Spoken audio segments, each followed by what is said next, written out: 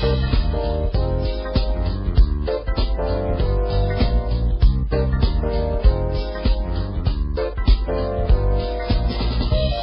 Fairfax, Virginia, this is Out of the Past with Chuck Langdon and Lee Shephard, an in-depth discussion with some of the most fascinating people of our time, many of them with strong area connections. Now, today's Out of the Past. Hello and welcome to Out of the Past. I'm Chuck Langdon with co-host Lee Shephard. Thank you, Chuck. You know, in a town that's not known as a sports town, we have been blessed with the more great sportscasters on TV and radio that I would think almost any town in the country. Who can forget Warner Wolf, George Michael, WRC, Sonny Jurgensen, the great guys at WTEM, Phil Wood. And like I say, it's too many to mention. Besides, I don't want to take away from the time we have with our guest today, who is truly one of the sports legends of the Washington broadcast industry, Mr. Ken Beatrice. Ken, you're next. Well, thank you very much. I've been wanting to do that for so long. I've got to tell you the story of how that started. How did it start? Billy Sullivan owned the Patriots in 1965. It was still the AFL. Remember, the merger didn't take place till 67, first Super Bowl in January of 70. Anyways, Leo Egan ran a show in Boston called Voice of Sports. I'll never forget, he had a very deep voice. Welcome to Voice of Sports. Anyways, I had guested with him a few times at the Patriots' request. And Beasy, who carried the Patriots, WBZ, at one time a great radio station, they said, we'd like you to go in and, do a pre-game thing and a post-game thing. So I walk in expecting to see Leo Egan. Wrong. I'm there by myself. One of the engineers came out, ran a piece of masking tape along the bottom of the board, and wrote what each button did. And I had put together a sportscast because I knew what I wanted to hear, and that's what I did for them. And thank God, when I finished my sportscast, 3 lines were left. So I said, "You're first tonight on Calling All Sports." And we get through the thing. "Thanks, Ken. Appreciate it. Nice having you on." "Thank you." I'm feeling pretty good about myself until I realized I didn't know what to do next. So I said, "Well, you're next tonight on Calling All Sports." And over for 3 hours we went, "You're next, you're next, you're next," because I didn't know what to do in the middle. And it just got picked up, and somebody put it in a newspaper and thought it was... That was your catchphrase, yes. From the very first show. But you want to see somebody scared, sitting behind that big board, not knowing what anything did. But that's a true story. That's what happened. You were a pioneer of talk radio in sports. I was one of the early ones, yeah. Mm-hmm. That means I'm getting old. I am old. And you started at WBZ in Boston. I did. Ken, that's like starting at the top. If you're going to start somewhere, you may as well start at the top. And Chuck, I don't believe he started in radio like most of us did. That is, wanting to be a radio guy as you were a kid. You didn't have any idea about radio, didn't you? Sports was your thing, wasn't it? Yeah, exactly. People always ask me, when did you start studying sports? Because I know the technical aspects of sports. And I said, when I was 8, because I wanted to play. And the only way I could get on the field was to know more about the game than anybody else did. One of my football coaches, I won't name names at this point, I was given an award one year here in Washington. And he comes out and he says, "All of you know Ken Beatrice, the broadcaster." He says, "Some of you know Ken Beatrice, the scout. Now let me tell you about Ken Beatrice, the athlete." And I'm thinking to myself, oh my God, I'm going to get slaughtered. My whole family's there.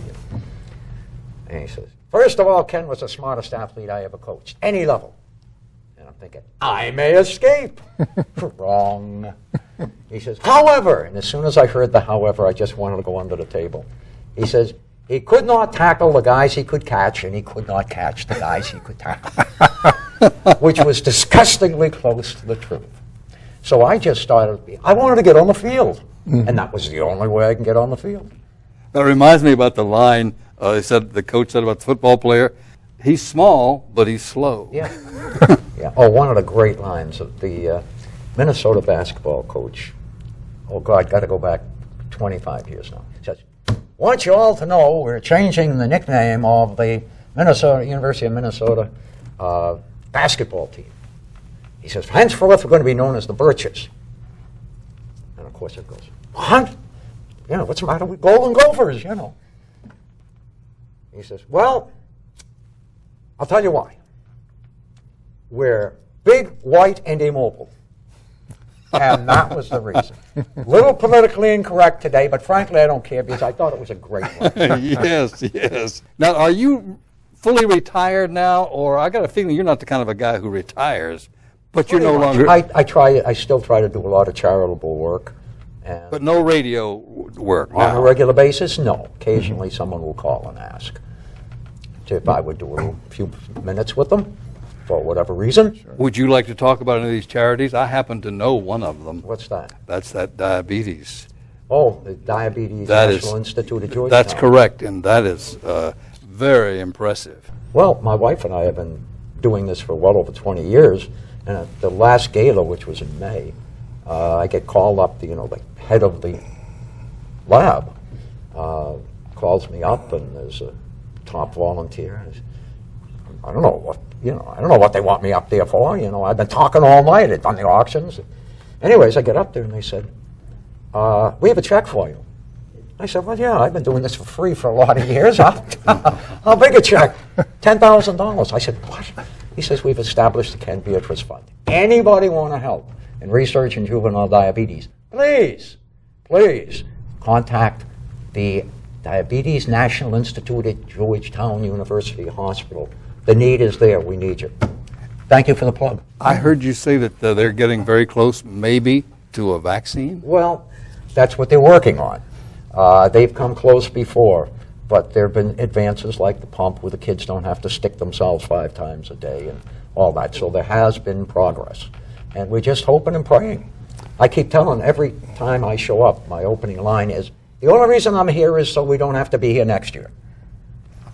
And it costs money to research. Ken, I want to hear about how you did your show, because you talked about all kinds of sports, and you brought people in and promoted.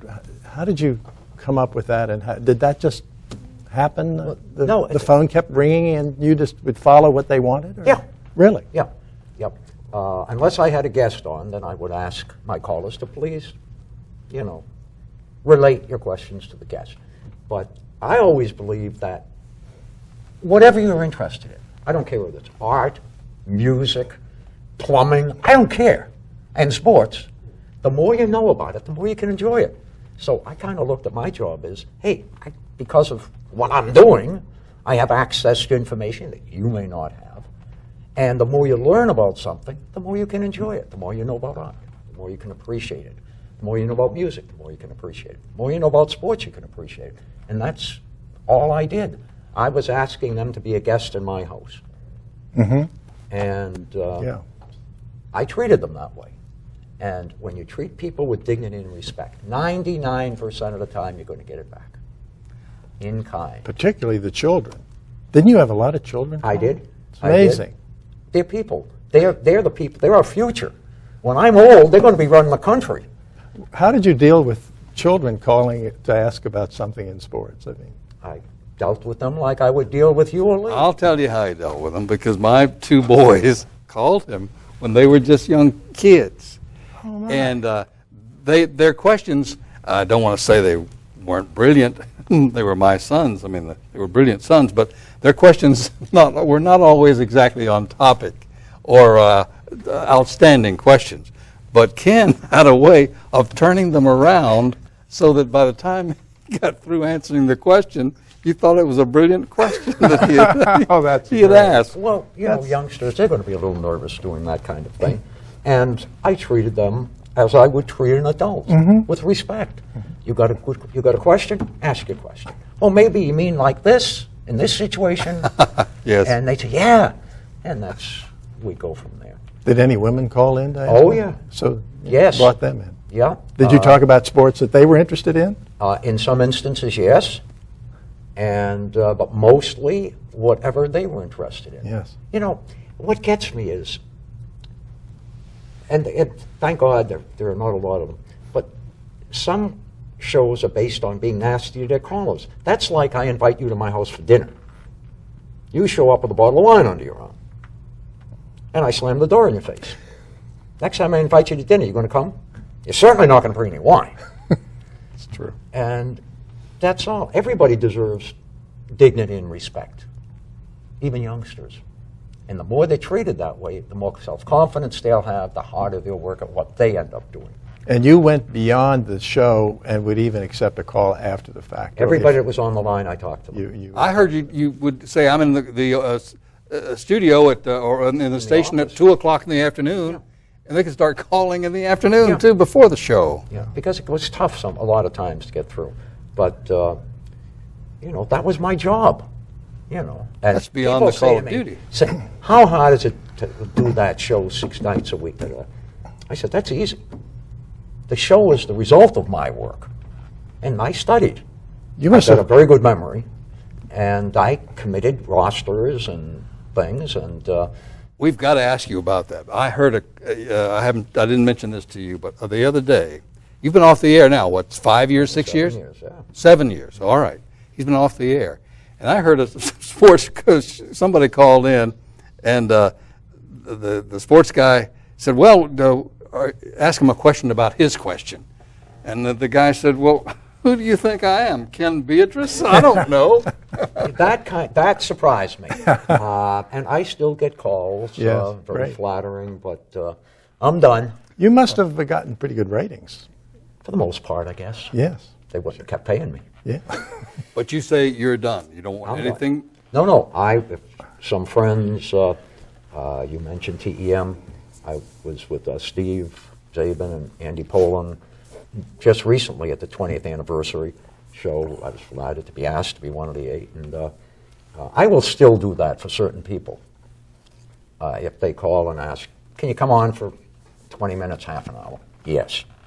I've also been asked, you know, would you do a couple of weeks, you know, fill in when we need it? No. Nothing I'm committed to on a regular basis. What were the hours of your show? 6 to 9 and 7 to 10. They could never quite decide which was best. I always liked 6 to 9, but, you know. I'd get in the office about 1:30, 1:15, 1:30, and talk to, you know, go through all the wires, you know, on the current stuff. But basically, my job was to help people know more about the sports they're interested in and the people playing them so they could enjoy it more. Tell me about your amazing memory again. It's like you must have had a computer sitting next to your people want desk. that, and that's why I love to do the remotes. There was a program manager from another radio station in this town came to one of my remotes because he was telling everybody, he's got to have computers, we've got people there with books and all. And, of course, my show was live. I mean, I didn't have time to look anything up. And my producers never asked, what specific question do you want? You want to talk Caps? Fine. No, the calls weren't screened. Well, they were screened to the point that, would you like, because, you know, if you're during Redskins season, you tend to, you know, get the Redskins calls up a little quicker and all. But, you know, the general area they wanted to talk, baseball, fine. I didn't care, you know. I have to work hard to memorize. As hard as anybody. But once I memorize, I can pretty much call it back whenever I want.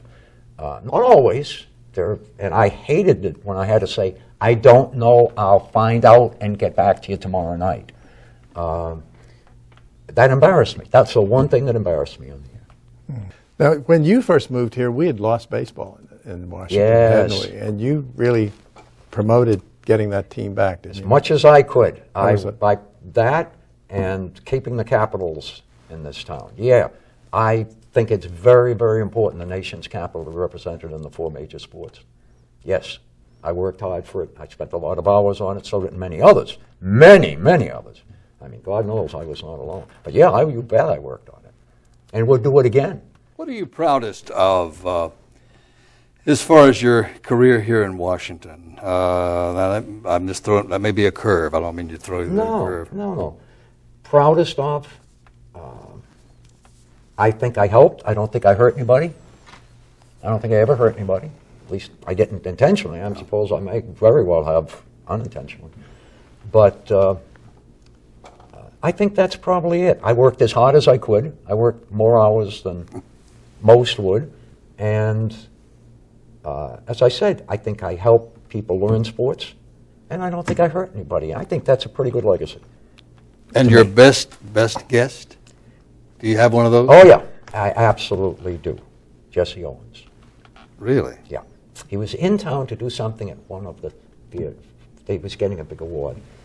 And he died shortly after it. I may have actually done the last radio interview with him. I can't say that. But he died very shortly after that. A remarkable man. A true hero. I mean, look what he did. He gave a lie to the poison of the then Nazi regime in front of the world. The only thing I'm upset about is I wish they had television in those days. And Long, the pole vaulter for the Germans who went over and picked up Jesse and shook his hand, that was, I wish everyone had been able to see that. He was a great, courageous man. You want to mention your worst guest? Or not? No. All right. How's that? All right, we're a little late, folks. That's it. What did you and Jesse talk about? Oh, goodness. So many things. I only kept 8 tapes from all my shows. 8. His was one of them. And we talked about the Olympics. We talked about a lot of things. I'd love to hear some of what he did. Well, you told me that you didn't keep any pictures or anything like that? Nothing. I have 8 tapes. In fact, I was doing something, I forget what charity it was, and they say, can you send us a headshot? I said, I don't have any pictures. Send somebody, I'll take a picture, No, I was never much into that. I had a job. I was a guy doing a job who was committed to it. You certainly Basically, were. That's all it is. Your show was also part entertainment. I mean, just to have people enjoy listening to other people ask questions. About sports. It was entertaining. Yeah. Oh, yeah. Yeah. I mean, there's all kinds of entertainment. Yes. There really is. And as I said, the more they learned about sports, the more they enjoyed it. A true open forum talk show. Exactly. I had one guy, I'll never forget, he called me about Australian rules football, and I knew how high the stanchions were. That they had Somebody to whack told the me ball about through. that. And he said, how do you know that? Why do you know that? And I said, well, how do I know it? Because I've watched films on it, and I learned a little about it, because we have a lot of Australians, Australians, in the Washington area. He said, but why would you do that? I said, because I might have a call like you who would ask me about it. In fact, I'll never forget, had a young Pakistani man was a caller, and he was a cricket player. And I said, I don't know the rules of cricket. It just seems to just go on and on and on. He says, I'm going to send you a book, the rule book. It was only about that high, but it was that thick. And he asked me to get on and watch them play on the ellipse. So I went through, I must have spent 3 or 4 hours one morning reading that. And I managed to hold on to about 3 or 4 of the rules, and I went down there, and somebody did something I recognized. That I know what you're doing, And that's the fun of it. You ask me, what do I miss? The callers. What don't I miss? The time away from my family. I celebrated my 47th wedding anniversary with my wife, Lynn. How she has ever put up with me that long. She raised 2 fabulous kids. I tell her, you're the only woman I ever met, before or since, that I would have married. I said, I would have gone out with a lot of women, but you're the only woman I ever met before or since I would marry. She never believes it. That's the God's honest truth. There are a lot of broadcasters' wives watching this who are smiling or laughing right now. Yeah. Because they... Of course.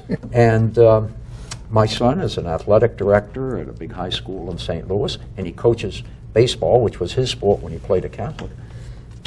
and women's basketball, because he couldn't find a women's basketball coach that would do his job the way he wanted it done. And they had a great year this year. You know, suddenly he's a, renowned women's basketball coach. And I love it. Pretty much everywhere we go, he's Ken Beatrice's son. When I'm in St. Louis, I'm Bob Beatrice's dad, which is a lot nicer. I'm my grandchildren's granddaddy. Well, I was never as famous as you. But then again, I never worked as hard. You would come in the afternoon and take calls before you went on the air, and then stay and take them after you went on the air. Yeah. People know, a lot of people still to this day don't believe that. What's your favorite sport? Don't have one. I love them all. I love them all. If I leaned in a direction, there'd be two sports. Hockey and football. As bad a football player I was a worse hockey player, let me tell you.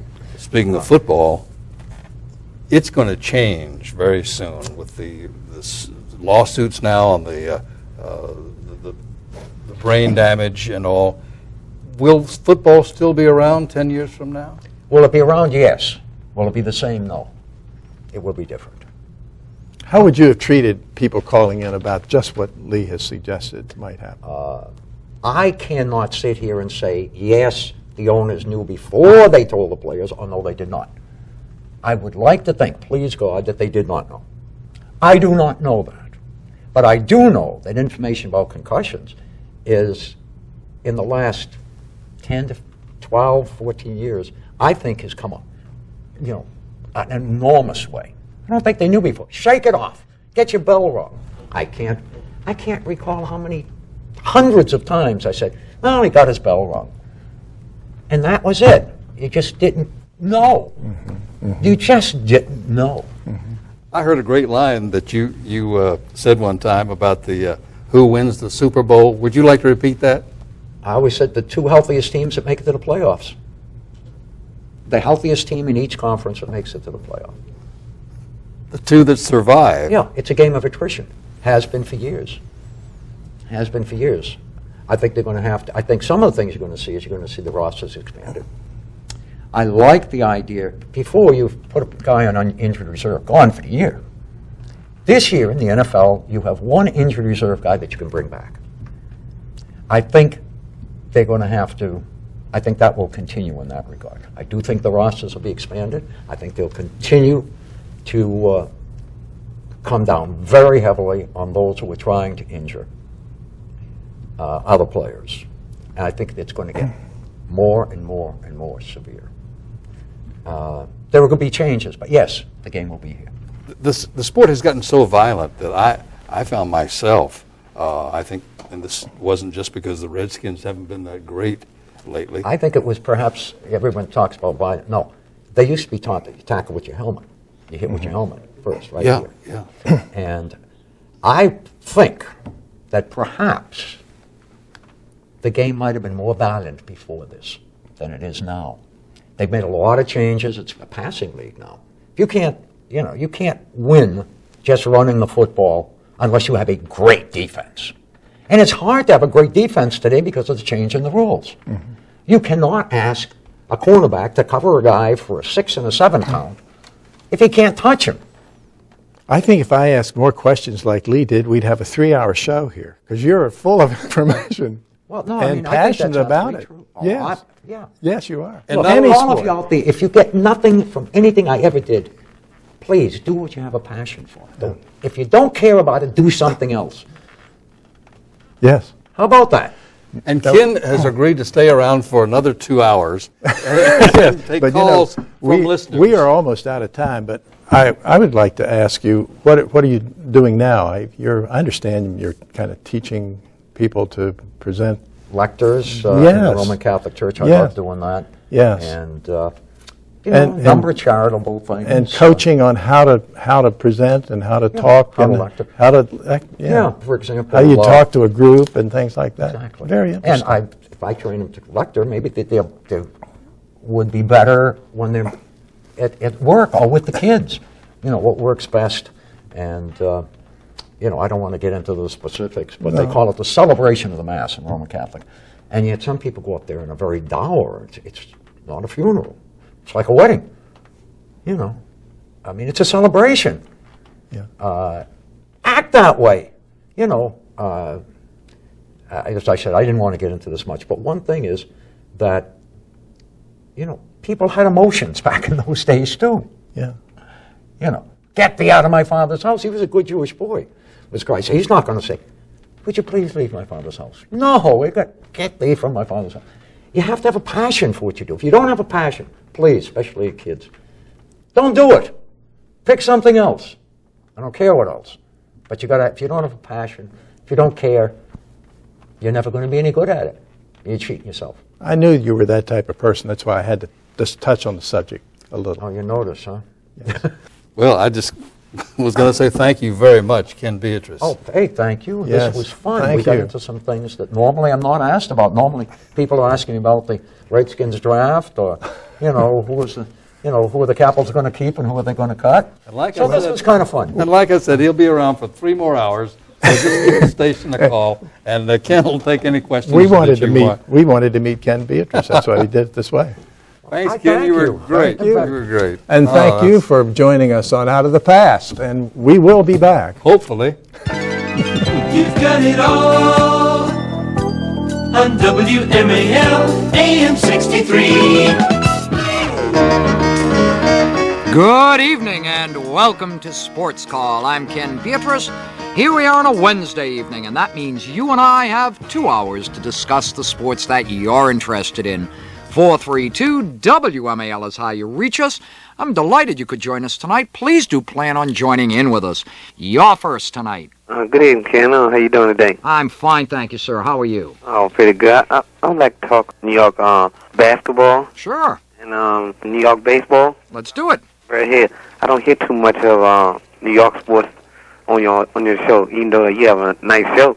Well, we've talked about the Knicks and the Giants and any number of others, but you're correct. We do not discuss the New York franchises as often as we do the local teams. But what would you like to talk about? What players did you think that the New York Jets would go after? I'm not sure what their number, in the draft, but You mean what areas do I feel they need to bolster themselves in? Number one, I think they need some offensive line help, especially at guard, where Rasmussen's getting a bit old. They also need a prime back. The most misleading statistic in the entire NFL last year was the fact that the Jets led the league in rushing. They do not have a premier running back. They have a bunch of solid backs like Clark Gaines and Long and so forth, but they do not have that premier back, and I would not be surprised to see them go for that on the first round.